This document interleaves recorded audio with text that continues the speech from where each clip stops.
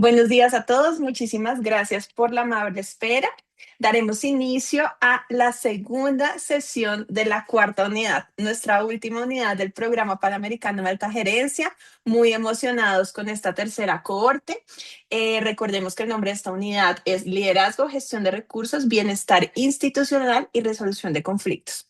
El día de hoy nos espera una jornada maravillosa. Iniciaremos con la doctora Celia Escalante, quien ya nos está acompañando en sala. Hablaremos del impacto de la salud mental en el rendimiento académico y profesional, y específicamente sobre algunas estrategias de apoyo. Recordemos que este tema es de gran importancia en los procesos de enseñanza-aprendizaje actuales y nuestras facultades se enfrentan distintos retos, no solamente para identificarlo, sino también para prevenirlo y tratarlo.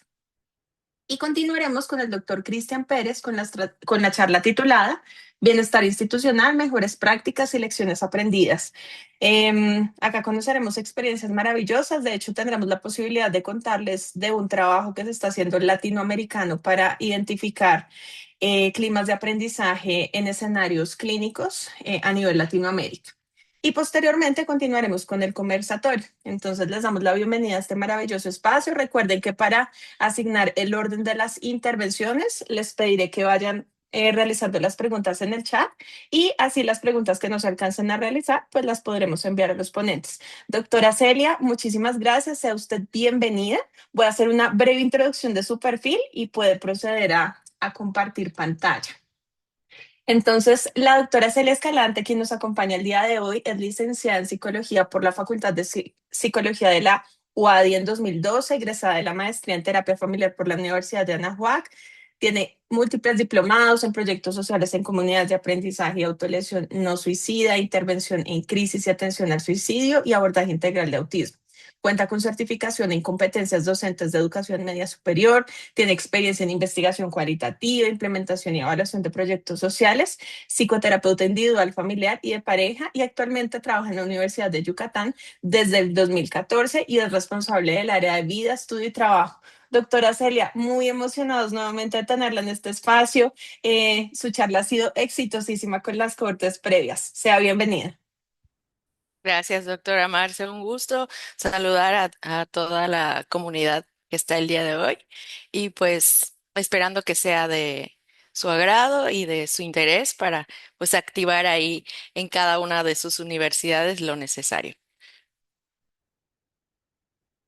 Voy a compartir. Es... Ay, se trabó. Ay, ya está. Ok, le voy a poner pantalla completa. ¿Me confirman, por favor, si pueden ver? Se está viendo ya el PowerPoint. Sí, estorba Aún mucho. no se, aún no ¿Ya? se ve como presentación. Ya se ve perfecto como ¿Ya? presentación. Sí, sí, Perfecto. doctora. Ok, si hay algún comentario o algo, si gustas, Marcela, eh, puedes interrumpirme o ahora yo, espérame yo. Claro que sí, estoy atenta a moderar entonces y le cuento si levantan alguna mano durante la intervención, doctora. Puede dar inicio. Perfecto, muy bien. Bueno, en esta presentación la vamos a hacer como en dos partes, porque pues como todo trabajo tiene que estar argumentado y tratar de pues invitar, primero que nada, invitarles a ustedes como directivos a seguir entendiendo, ¿no? Que cualquier problema psicosocial, pues tiene que seguirse entendiendo, ¿no? Sobre todo desde la lógica en la que actualmente vivimos, en el que los contextos sociales y culturales son, lo voy a decir así, es una palabra que usa mi hijo, ¿no? Como muy rudos, ¿no? Muy rudos, muy cambiantes, y eso implica pues tener claridad frente a qué contextos ellos y ellas están viviendo, sobre todo considerando que esto es lo que particularmente está influyendo en su salud mental. Entonces la titulamos El impacto de la salud mental en el rendimiento académico y profesional, estrategias de apoyo.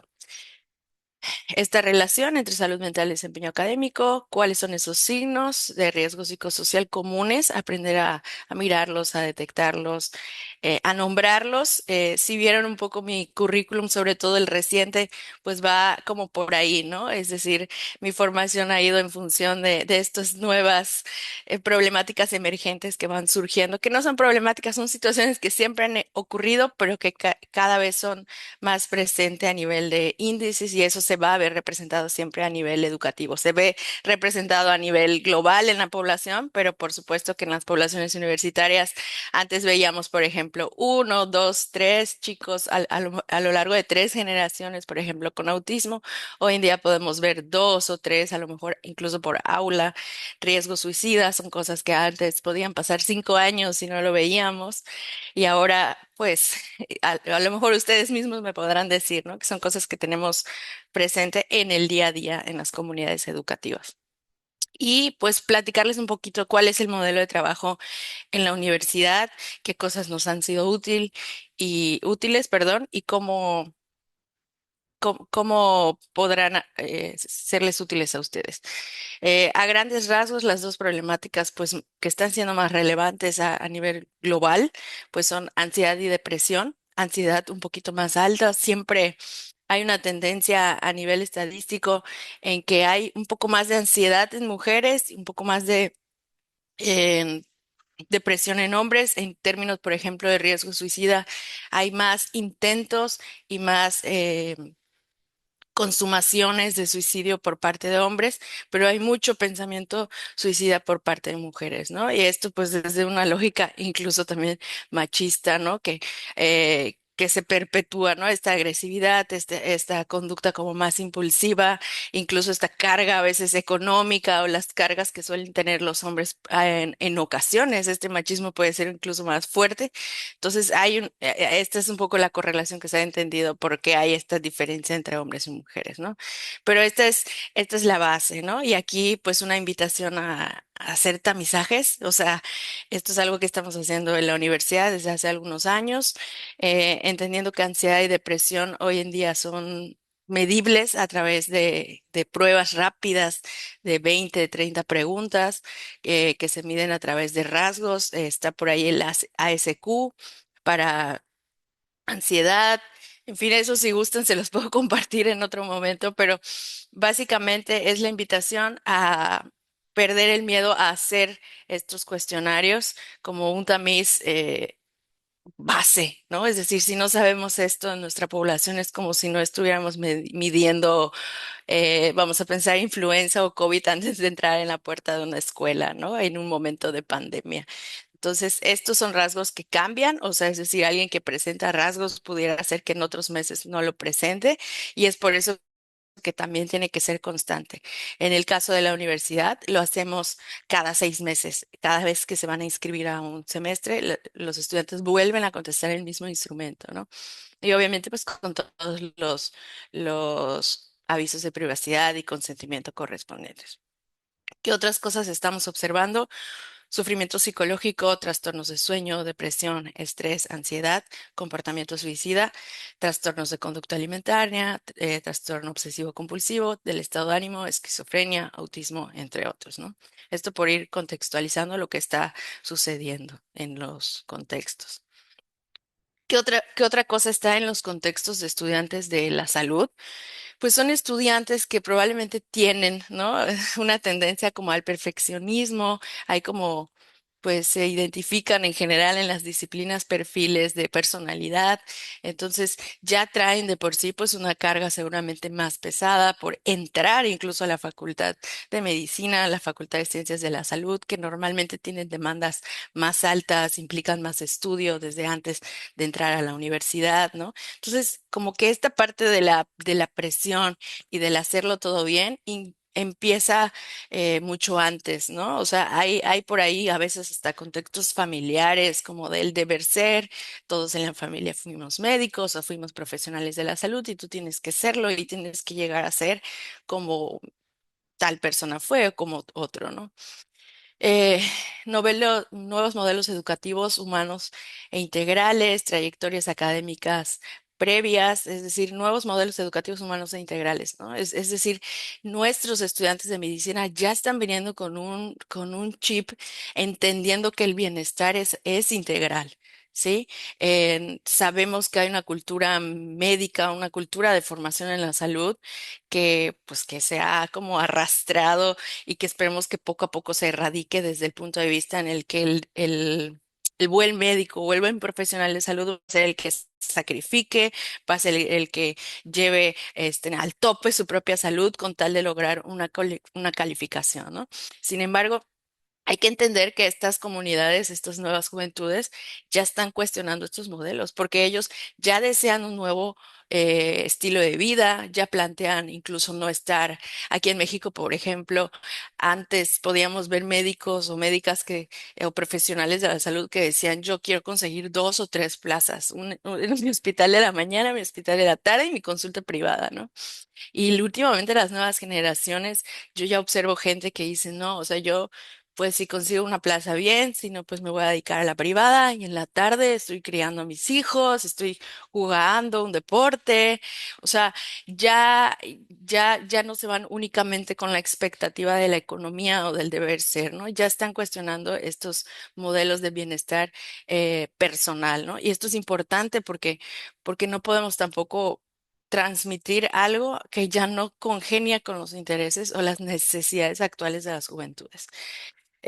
Un enfoque también de competencias, es decir, aunque seamos profesionales de la salud, ya estamos entendiendo que el profesional de la salud y todos los profesionales ya no solo estamos necesitando formación profesional, técnica y de conocimientos y habilidades en relación a la disciplina, sino que justo por estos temas de salud mental, el médico ya tiene que saber manejar una crisis, ya tiene que saber empatizar mucho más. Siempre se ha esperado que lo haga y se identifica así como uno de los profesionales como humanos, pero hoy en día es como que todos tenemos que tener ese plus de otras habilidades, incluso habilidades tecnológicas para manejar nuestras redes sociales y saber vender nuestro servicio, pero también estas habilidades relacionadas más con la ética, con el discurso, que sea acorde a no rebasar unos límites, ¿no? Como de vender otro tipo de servicio y la tecnología para poder manejar la estructura de la administración de lo que implica un hospital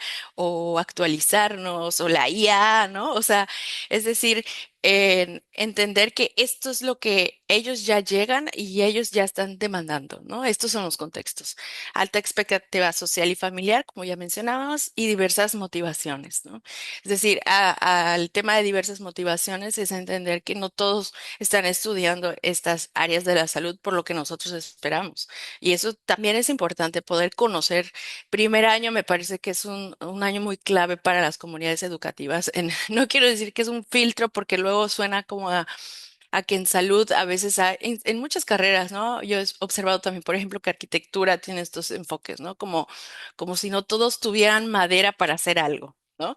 Y más bien aquí lo que podríamos ayudar a construir y que esto contribuye también al bienestar del estudiantado es a que identifique desde lo más pronto posible cuál es su motivación para estudiar esta carrera, cuál es el proyecto profesional que quiere construir, que no necesariamente tenga que ser estar en un hospital o abrir una clínica.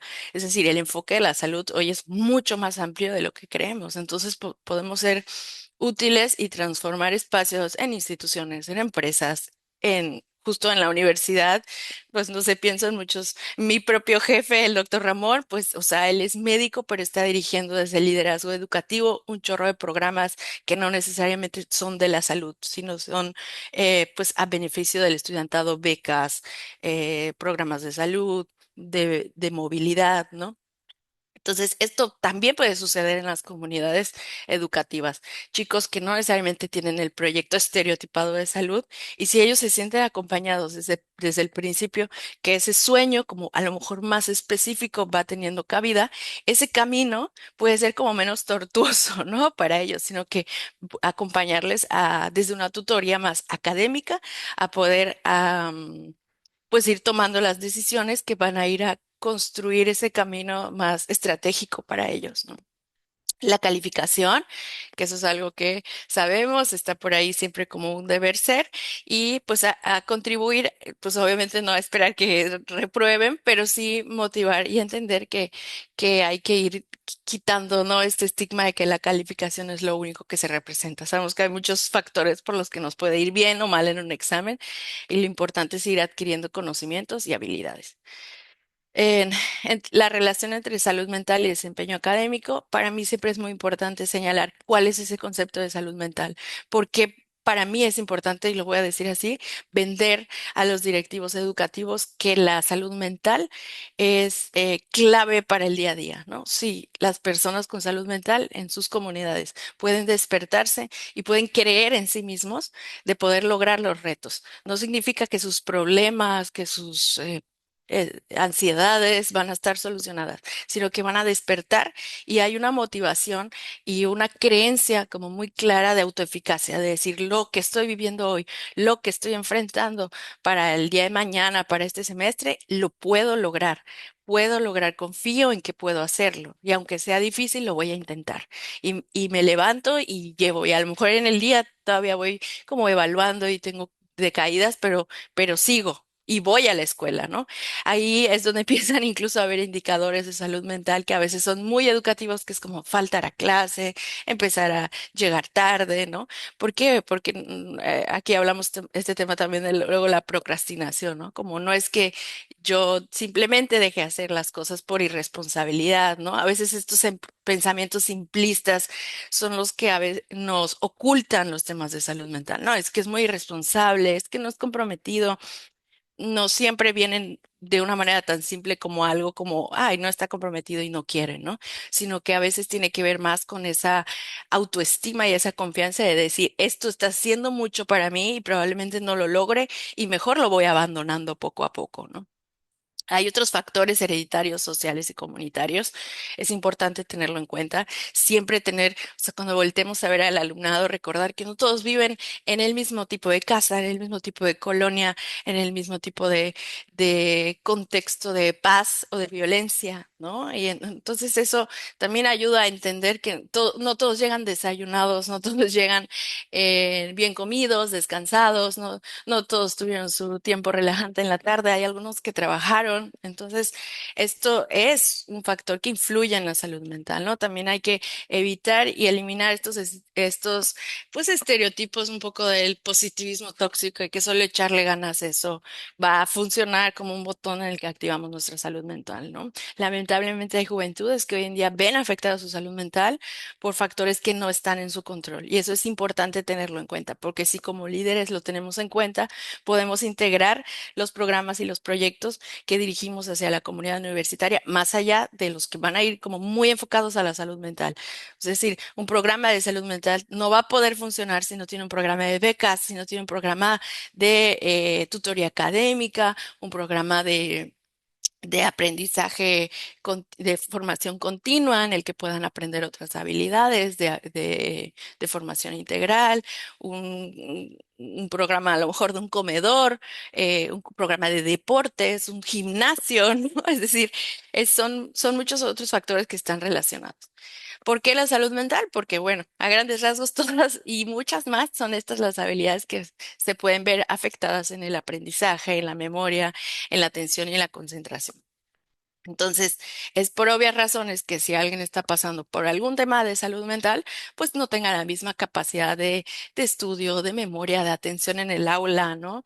Esto lo recalco mucho porque nuevamente, ¿no? O sea, contribuir a que ustedes comuniquen a docentes que estos temas de atención, concentración, no siempre son intencionales, ¿no? O sea, hay temas que puedan venir incluso hasta mediados por consumo de sustancias o por decirlo de una manera muy simple, hay un concepto que se llama distractibilidad emocional, ¿no? O sea, podemos prácticamente, el cerebro tiene esta capacidad de disociarse y de irse si hay algo que está preocupando, que está alertando, que está siendo más relevante, ¿no?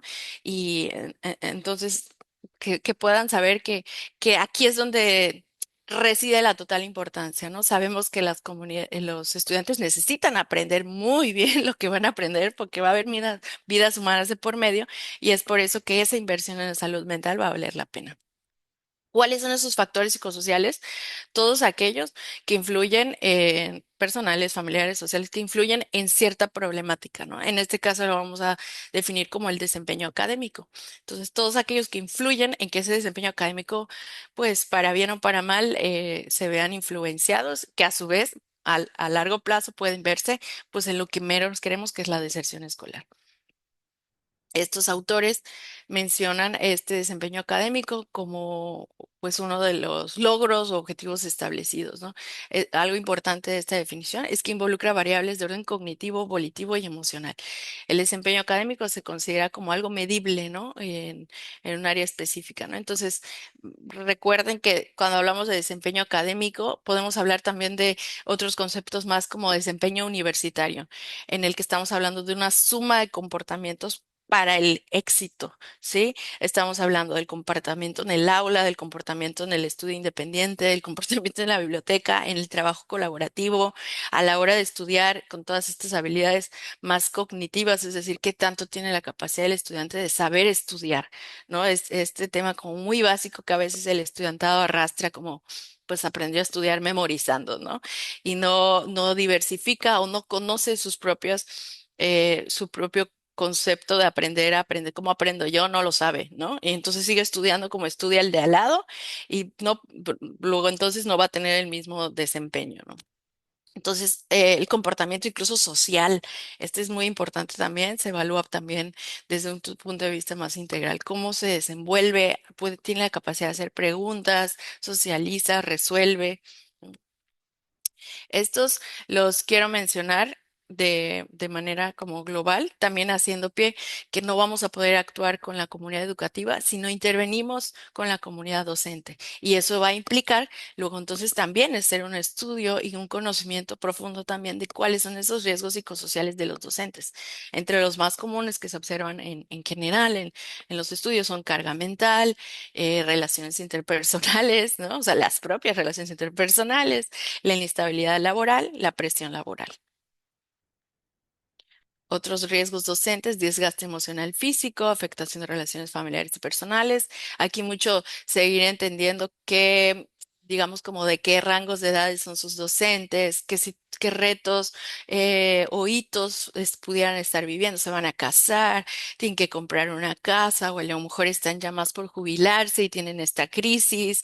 Probablemente son adultos cuidadores de padres ya en la tercera edad, ¿no? Entonces, es decir, nuevamente no podemos ver a estas personas como cuidadores o que vayan a ser facilitadores de otras juventudes, si no estamos atendiendo también o estamos siendo flexibles o creando espacios también para las necesidades de ellos, que son finalmente el primer contacto, ¿sí? Yo, no sé, se me ocurre esta como metáfora, ¿no? Del médico general, así le llaman en México, o este médico internista, como el que atiende de primera mano los temas y de manera global al paciente, ¿no? Y es como que un médico clave o una médica clave para poder llevarte al especialista correcto, para canalizarte, para conocer una visión como muy general de ti, ¿no? Así pienso en el docente, o sea, es ese primer respondiente, vamos a llamarle, e incluso el primero que puede detectar las necesidades.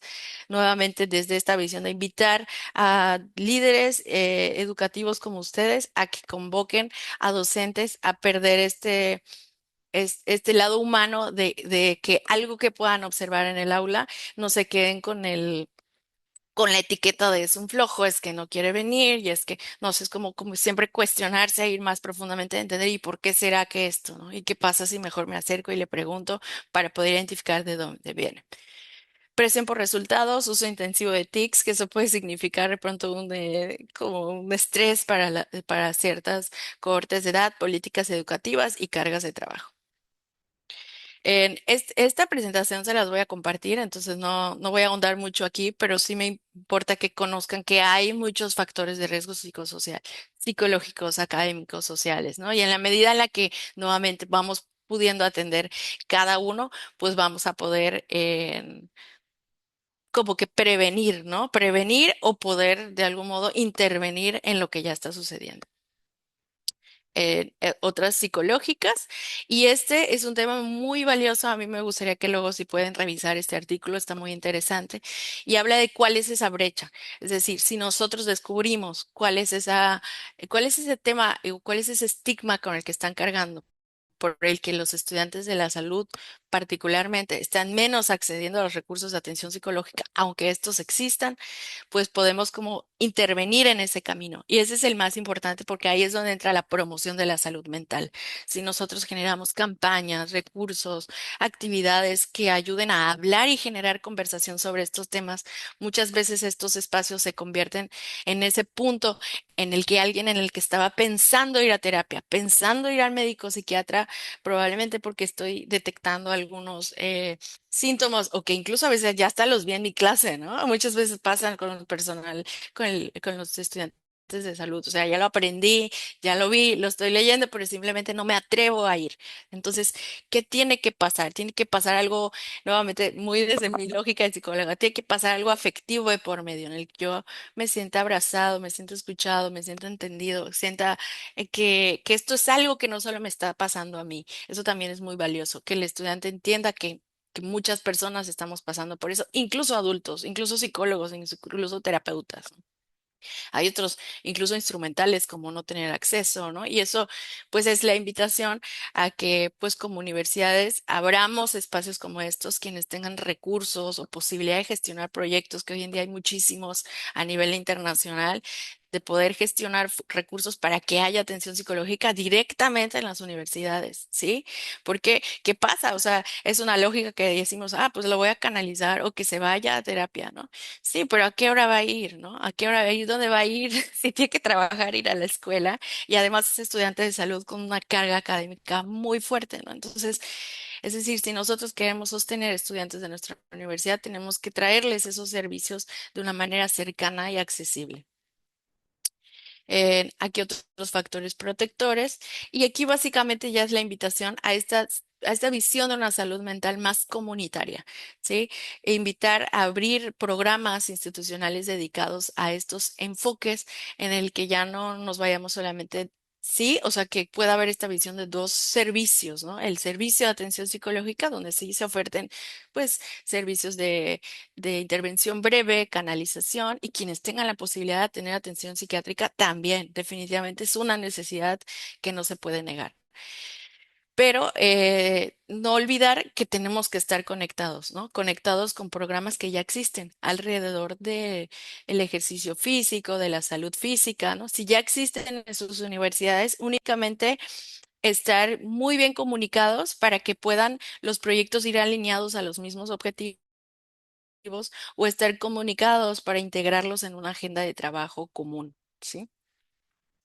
Campañas de prevención de consumo de sustancias, es decir, también perder el miedo al estigma de hablar del consumo de sustancias e incluso de consumo de sustancias específicas que puedan ser comunes en el área de la salud, relacionados con bebidas energéticas, con medicamentos no prescritos para el funcionamiento, pues, como cognitivo, ¿no? A veces estudiamos, ah, es que me tomé y logré esta pastilla, ¿no? O me dieron esto porque yo ya entendí que esto es lo que funciona para los niños con TDAH y a mí me está funcionando. Bueno, pero tú no tienes un diagnóstico, ¿no? Entonces, de pronto, incluso hasta conductas, pues, ilícitas que están sucediendo en los contextos y que es importante también detectar, ¿no? El tema de prevención de adicciones es un tema otro largo, ¿no?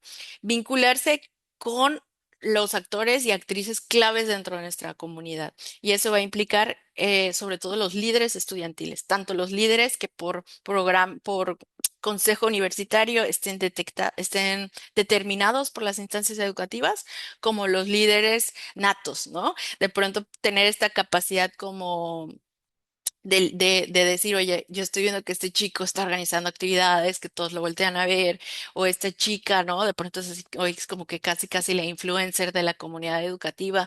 Entonces, saber hacer red con ellos para poder crear cosas mucho más atractivas, mucho más alineadas a los estilos de ellos, procurando que sean actividades siempre argumentadas, ¿no? Actividades lúdicas, ¿no? Yo siempre con esta parte de los líderes educativos como que trato de hacer clic con ellos para decir, a ver, oye, ¿cómo le hacemos para hacer algo divertido, algo cómodo? Pero tiene que haber algo psicoeducativo de por medio, ¿no? Tiene que haber un recurso, tiene que haber un manual, tiene que haber un mensaje muy claro y un objetivo. ¿Sí? Al final una actividad psicoeducativa. Aquí también nos podemos aliar mucho con otras facultades, facultades de psicología, de trabajo social, de educación, facultades que puedan tener acceso a estudiantes de servicio social o como le llamen en sus países, prácticas profesionales, donde podamos ir generando equipos. Si de pronto todavía no tenemos mucho recurso humano, empezar con uno o dos, tres personas en un departamento así y luego integrar estudiantes de servicio social. No se imaginan el nivel de frescura y de creatividad que puede venir con la misma comunidad educativa, creando proyectos para su comunidad educativa. Y más a largo plazo o mediano plazo, la invitación sería atreverse a crear convocatorias, proyectos, concursos en los que los mismos estudiantes, digamos, concursen por hacer una campaña, por hacer un proyecto estudiantil para la promoción de la salud, concursen para ganar el recurso para que hagan un comedor y pongan un lavado de frutas y verduras y pongan un horno microondas o para que los chicos que son neurodivergentes tengan la oportunidad de meter un proyecto para tener un espacio en el que no tengan estímulos y puedan descansar de la sobreestimulación sensorial, ¿sí? Es decir, eh, no perder de vista que la voz de ellos tiene que ser escuchada y en los contextos educativos pues, tiene que ser escuchada constantemente porque las comunidades van cambiando. Cada semestre y cada año entran nuevas generaciones y puede ser que sean nuevas necesidades, ¿no? Entonces, no obviar que yo hice un proyecto comunitario, educativo, lo hice hace 5 años y pues ya está, ¿no? No, pero pues, si las comunidades van cambiando. Voluntariado, ¿no? Voluntariado. Y me dices el tiempo. Ya está el tiempo, ¿verdad? No, doctora Escalante, tranquila, todavía tiene 10 minutos. Ok, perfecto. Pues Entonces, sí, sí le logré. agradecería si dejamos al menos un espacio, ya tiene una pregunta, Sí, entonces si podemos dejar un espacio al menos 3 o 4 minutos para sí. preguntas, se lo agradecería. Ya. Perfecto, con mucho gusto. Aquí viene un tema clave. Yo les invito a revisar esto. Yo sé que probablemente muchos ya lo consideran y estoy entendiendo que en estas organizaciones de escuelas de medicina y de escuelas de la salud están funcionando de esta manera, ¿no? En que incorporen de manera pues, obligatoria, pues, en el plan de estudio asignaturas que se relacionen con estas habilidades y con estas temáticas. Habilidades para la vida, salud mental, manejo de emociones, es decir, todas las habilidades socioemocionales que ustedes se puedan considerar relevantes, comunicación, autorregulación, es decir, incluso si fueran una a una al semestre y una habilidad socioemocional cada semestre, o sea, no se imaginan la diferencia que pudiera haber en el egreso y también en el transcurso de este camino, ¿no? Entendiendo que estas asignaturas pueden tener este doble enfoque, ¿no? El enfoque en el autocuidado, en la propia persona, me voy analizando, me voy identificando, voy mejorando mis propias habilidades, pero voy entendiendo que esto es algo que voy a desempeñar en el contexto laboral, ¿sí? Y que me va a permitir identificar también a la hora de ser pues este primer contacto para muchas personas y que yo pueda canalizar a tiempo o que yo pueda tener esta sensibilidad y este humanismo para poder no dejar como un último criterio esta parte a la hora de la relación interpersonal con los consultantes, ¿no? Entonces, atreverse, hay muchas universidades que ya lo están haciendo en nuestra universidad.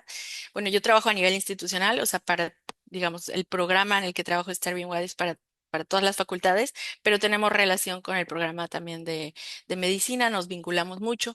Ellos, por ejemplo, diseñaron otro programa que va específicamente, ellos se llaman MenteMed, nosotros nos llamamos Estar Bien Wadi y colaboramos, ¿no? Es decir, y no hay una competencia, sino es como, bueno, es tan difícil y tan complejo el tema en en el área de la salud que requirió algo como muy particular, ¿no? Entonces ellos diseñaron una asignatura que va a lo largo de la carrera y que va pues trabajando estos temas, ¿no? Y de este modo generamos menos estrés, ¿no? A los estudiantes, ¿no? Porque no se los planteamos como un extra, no es como una carga académica extra, sino es algo que te va a contar, que va a tener créditos, ¿no? Estas, o sea, casi hagan screenshot, por favor, ¿no? Pero crecer el sentido de identidad y pertenencia universitaria. Muchas juventudes podrían encontrar en la universidad un lugar seguro que no han encontrado en ningún lado. Entonces, todo este tema que a veces uno pudiera decir, ay, es que es pura mercadotecnia y para qué le vamos a... O sea, sí está bonito el sentido de pertenencia universitaria, pero pues como que a lo mejor solo es para promovernos y tener más estudiantes. No, la identidad universitaria sirve para mucho más, sirve para la salud mental de las juventudes. Muchos jóvenes no tienen un sentido de pertenencia porque no han encontrado un grupo en común, porque tienen intereses muy atípicos, porque no tienen una familia que les promovió su propia personalidad o sus habilidades sociales. Entonces, cuando uno se identifica con su universidad y a su vez va encontrando espacios en los que se siente identificado, yo me identifico, voy a dar un ejemplo, ¿no? Con la Wadi, pero yo, Celia, pues soy estar bien Wadi, ¿no? O sea, si yo les contara, o sea, mi hijo tiene un peluche que le pega la etiqueta de estar bien Wadi y mi hijo ve la salud mental en todo lo que, porque ese es mi lenguaje, esa es mi cultura, esa es mi pasión, ¿sí? Pero el estudiante que entra y entra a la universidad y ama su carrera, pero además ama los deportes, o sea, para él deportes Wadi es su casa, es su lugar seguro. Entonces, todas estas campañas, pero sobre todo el permitir al estudiante conocer las oportunidades que hay dentro de su universidad, pueden ser ese factor protector que va a salvar, yo lo digo así, va a salvar vidas de estudiantes. Entonces, no bien que si el de deportes está como a 5 kilómetros, traérselo, ¿no? Y sabes qué, y vienes, cursos de inducción donde hablemos que realmente permitamos al estudiante hacer este onboarding, ¿no? Esta inserción real a su universidad. No solo es un, hola, pásale, ¿no? Y empieza a estudiar, sino es como, hola, pásale, bienvenido a este mundo que tiene todas estas oportunidades, ¿no? Y si ese proceso, por ejemplo, hablando de ese proceso de inducción, se hace de una manera cómoda, segura, atractiva, alegre, ¿no? Otra buena noticia de la UADY que me ha gustado en los últimos años es que hacemos como una gran fiesta de bienvenida, ¿no? Entonces, nos vamos como a un estadio muy grande aquí en Yucatán. Y hacemos así que música, deportes, van los líderes universitarios, se proyectan videos de egresados exitosos, ¿no? Y hay todo un ambiente de motivación. Sabemos que la motivación no lo es todo, pero es un elemento psicológico muy importante que puede permitir al estudiante dar un gran arranque, una seguridad y una confianza de que está en un lugar seguro. Visibilizar acciones, bueno, está relacionado a lo que ya comenté. Atención a las necesidades de la comunidad docente, como ya dijimos, actualización y difusión de códigos de ética, normas de convivencia, protocolos, rutas de actuación, perder el miedo a empezar a crear estos recursos y si todavía no los tienen, no pasa nada. Empecemos con utilizar los que ya existen, a irlo comunicando desde las buenas prácticas, al poder aliarnos incluso con los departamentos legales de la universidad para ir haciendo la creación de estos recursos, para que también las emergencias no nos agarren desprevenidos, podamos actuar de una manera ética, que no responsabilice de una manera, y no por solo el hecho de quitarnos el problema, ¿no? Sino pues por cuidar a las personas que estamos trabajando, que muchas veces no con malas intenciones podrían verse involucrados en un asunto legal por suicidio, por violencia que pueda ocurrir en los contextos universitarios, ¿no? Entonces, este es un eje como muy grande y nada más como para anunciarlo de manera importante porque es parte de todos los aspectos. También la comunidad educativa algo que en mi experiencia ha funcionado es que en la medida en la que estos protocolos, esta información, esta claridad de qué hacer ante una emergencia, es como que hay mayor confianza en los servicios de atención psicológica, ¿no? Porque ya se sabe qué hacer. Incorporar políticas, acciones, procedimientos, infraestructura y sistemas que fomenten la salud mental, ¿no? Es decir, no quedarnos siempre a nivel campañas, actividades lúdicas, talleres, conferencias, sino qué cambios tengo que hacer. Tengo que cambiar la carga académica, es muy pesada, tiene que haber breaks. ¿Qué se está vendiendo en la cafetería?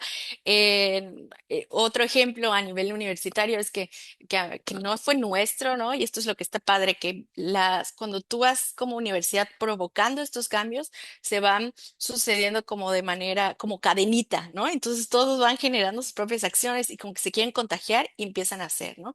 Quedarnos también, quitarnos ese estereotipo de que si yo, universidad, creo mi programa de salud mental, solo ese programa puede hacer cosas de salud mental. No, aquí algo que tenemos muy claro en la universidad es que estar bien somos todos, ¿no? O sea, entonces es al contrario, es con esta intención de fomentar nuestro objetivo, de hecho ese es el objetivo, es fomentar una cultura de bienestar psicosocial. Y si hablamos de cultura, recuerden que cultura es lo que pasa entre pasillos, en el aula, en conversaciones.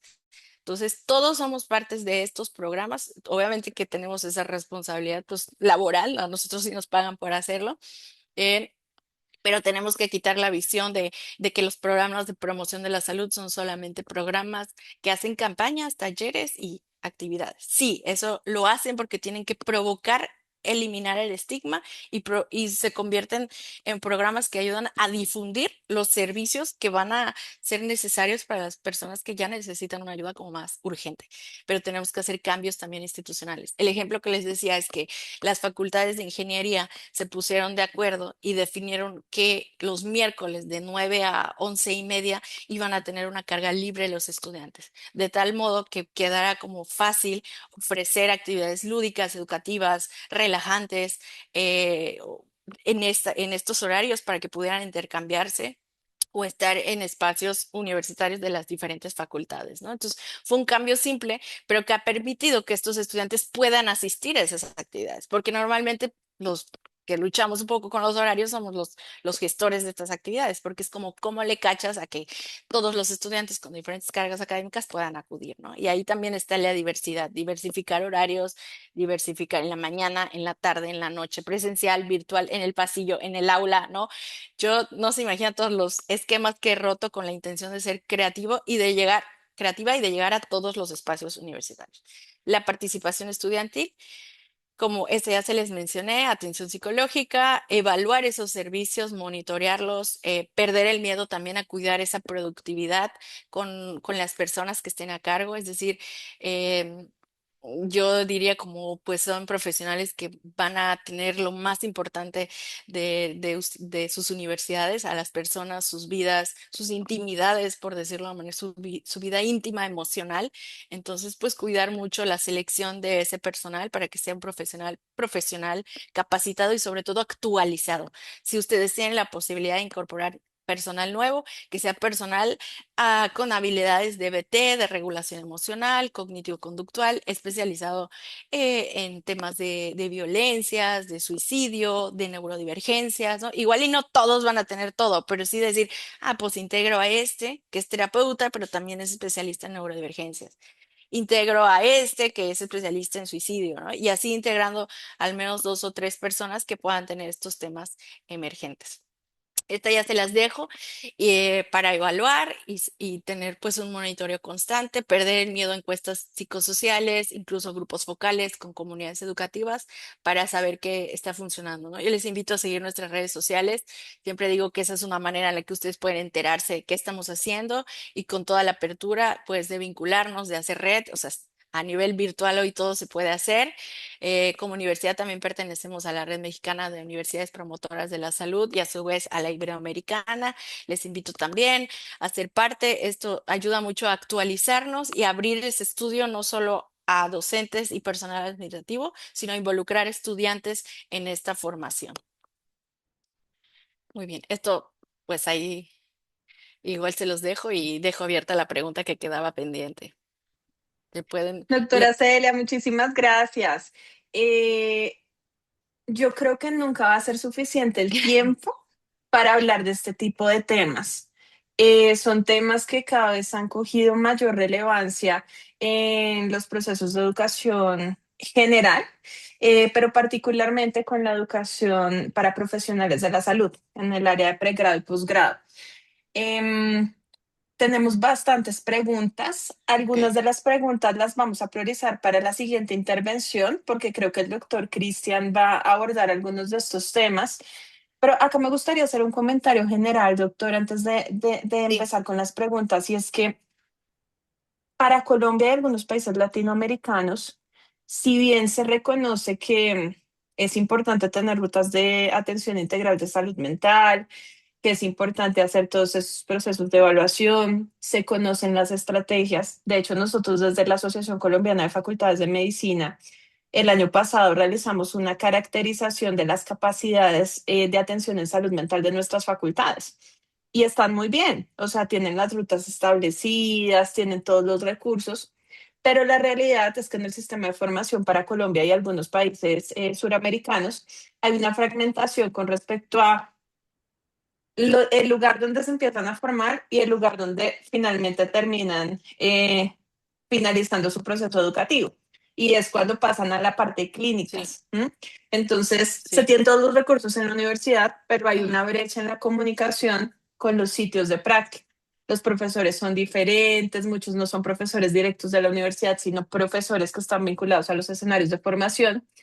Y la realidad es que los estudiantes terminan muy sobrecargados, no hay una clara protección de estos espacios de bienestar y, y finalmente esto queda en el papel, pero no se incluye. Entonces creo que algunas de las preguntas van a ir ligadas con esto. Le voy a dar la palabra Ok. inicialmente eh, a la doctora Laura y dejo el comentario en el aire para que ustedes lo vayan pensando para el conversatorio. Doctora Laura, por favor.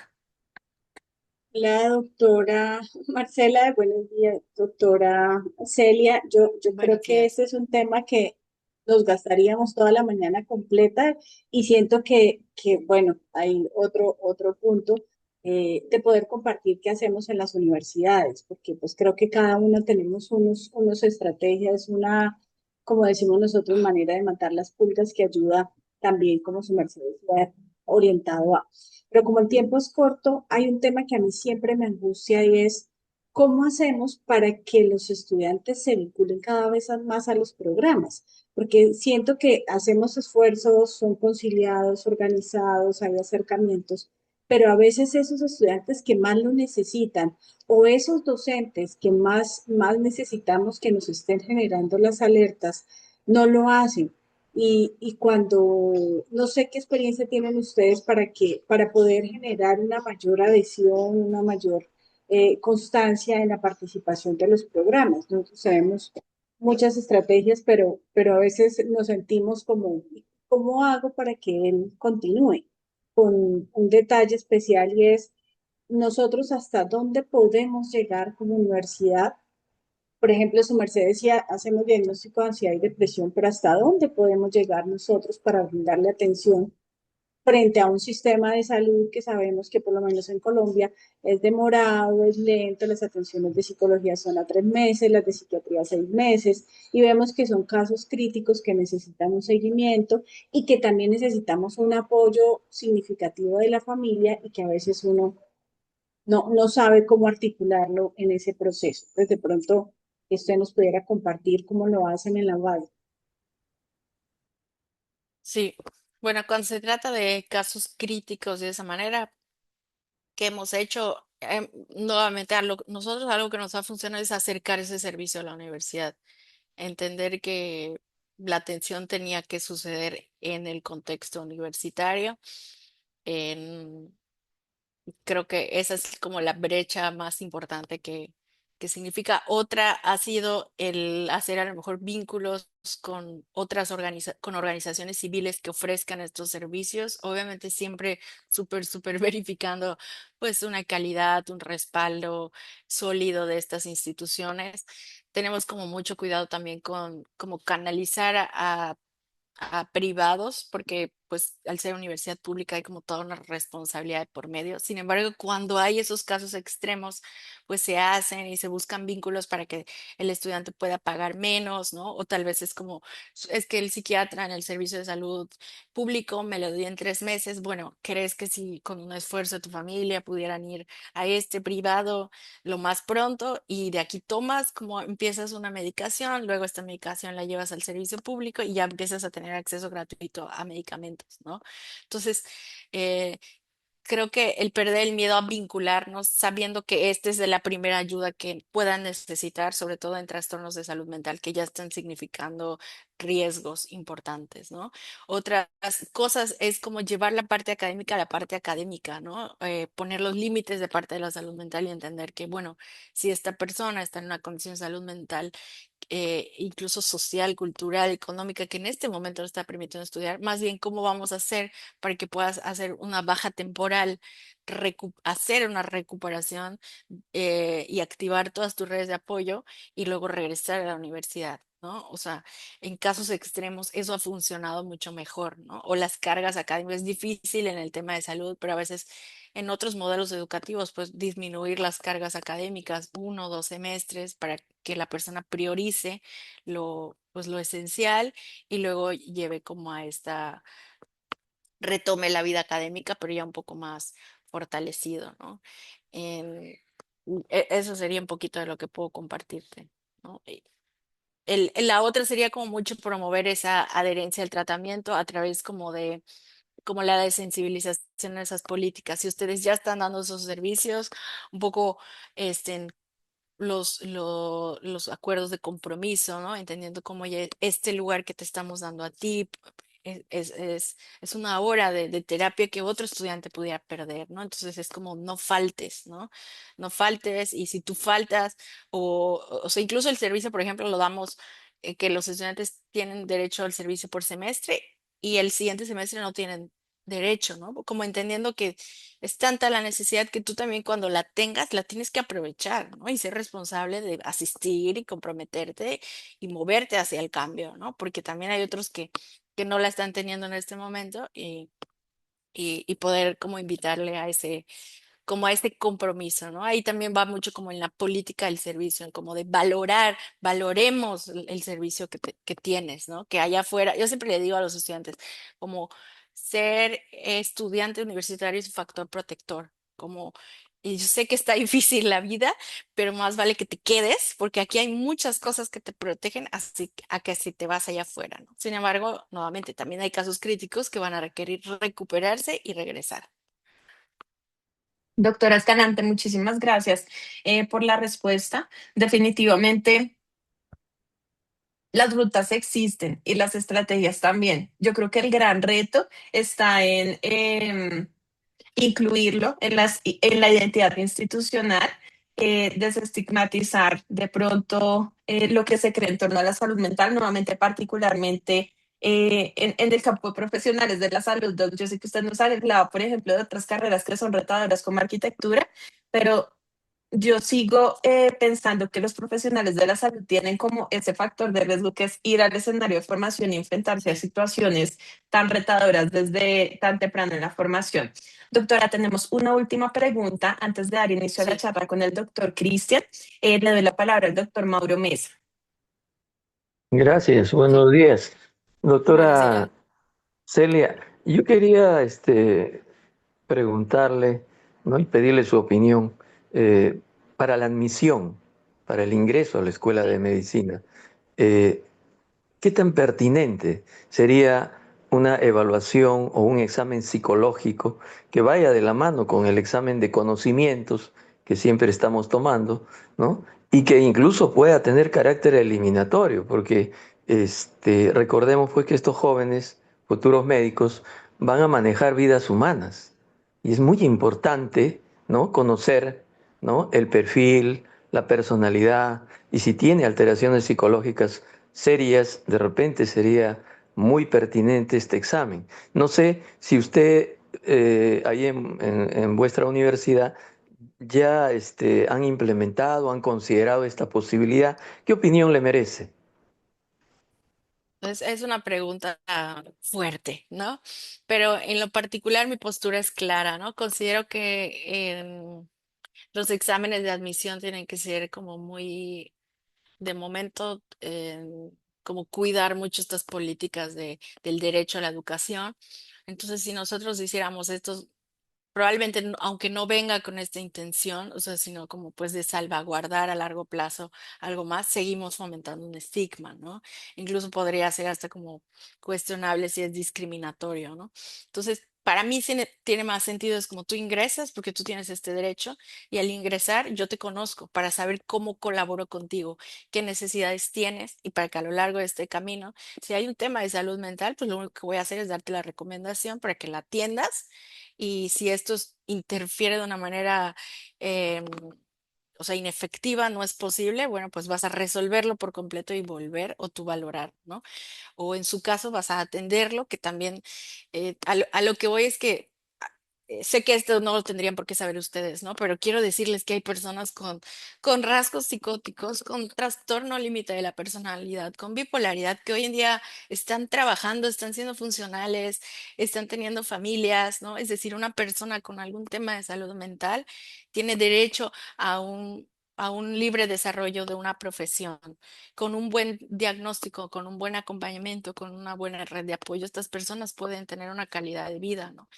Entonces, sería como mantener ese estigma y decir todas estas personas con temas de salud mental, entonces no pueden desarrollar su persona, sus sueños, sus ideales, ¿no? O sea, obviamente le comprendo, ¿no? Y es un tema como muy profundo, pero yo insisto en que valen más todos este conocimiento de salud mental a posterior al ingreso. Con respecto a lo que comentabas, Marcela, del tema de hospital, solo quería decir algo importante, ¿no? Yo creo que los años valiosos para los estudiantes de la salud van a ser estos, todos, pero estos que en los que están en este como lugarcito seguro llamado facultad, en algo que he observado, ya llevo algunos años, entonces me parece, estoy a punto como de ver egresar en el programa, ¿no? Porque ya llevo muchos años en la universidad, pero en el programa llevo como a punto de ver una generación ya salir. Y ya tengo algunos estudiantes con los que sí tuve contacto de la Facultad de Medicina y constantemente, ¿no? Y les pregunto, ¿y cómo te va? ¿Y cómo está todo? Y algo que he identificado es que los estudiantes que participaron en proyectos, en programas de salud mental, que fueron sensibilizados desde este punto de vista, llegan fuertes, llegan más empoderados, llegan con la capacidad de hablar y pedir la voz, de ser los promotores de la salud mental en el hospital, ¿no? Entonces, para mí es donde no podemos y a lo mejor eso es algo que puede suceder de una manera más firme y más directiva de decir, vamos a promover esta salud mental, pero podemos ir generando comunidades de estudiantes líderes que van a ser los voceros en en los hospitales, ¿no? Que van a ser los cuidadores de la salud mental y del bienestar psicosocial, ¿no? Como los vigilantes, incluso si es necesario, ¿no? Que van a ser los que incluso asignaturas en los que ellos se conviertan en expertos en conocer cuáles son los protocolos que están sucediendo en los hospitales, cuáles son las rutas de atención psicológica, porque los hospitales a veces las tienen, ¿no? A veces no las ejercen o no las difunden lo suficiente, pero los hospitales también las tienen, ¿no?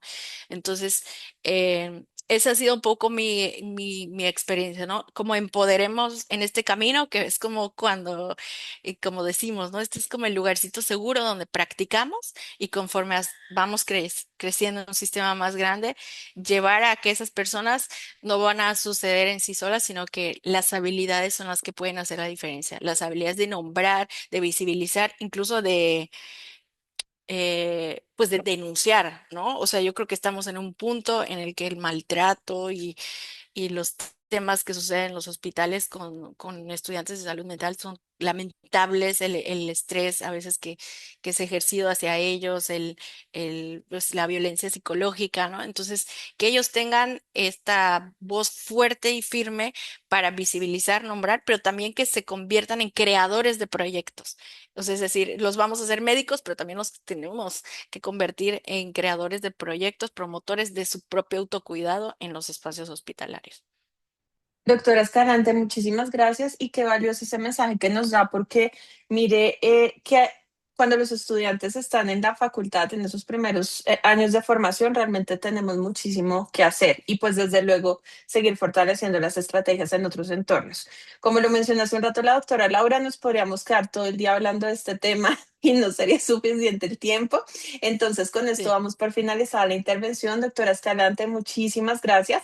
Las preguntas que están pendientes, no se preocupen, yo las dejé pendientes es porque estoy casi segura que el doctor Cristian va a abordar algunos de los puntos y otros los vamos a abordar en el conversatorio. Muchísimas gracias, doctora. te de- Entonces, le pediríamos amablemente que nos envíe la presentación para que los con mucho gusto, participantes puedan revisarla. con mucho gusto, Eh, Marcela.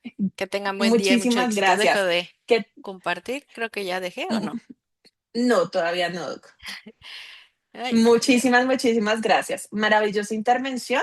En la parte de arriba le debe salir, dejar de compartir pantalla. Listo. Perfecto. Muchas Antes de gracias. darle, Excelente día y mucho éxito en todo este gran proyecto para todas y todas, para servirles. Hasta el lindo día. muchísimas gracias, doctora Escalante, que tenga un buen día. Bueno, ahora vamos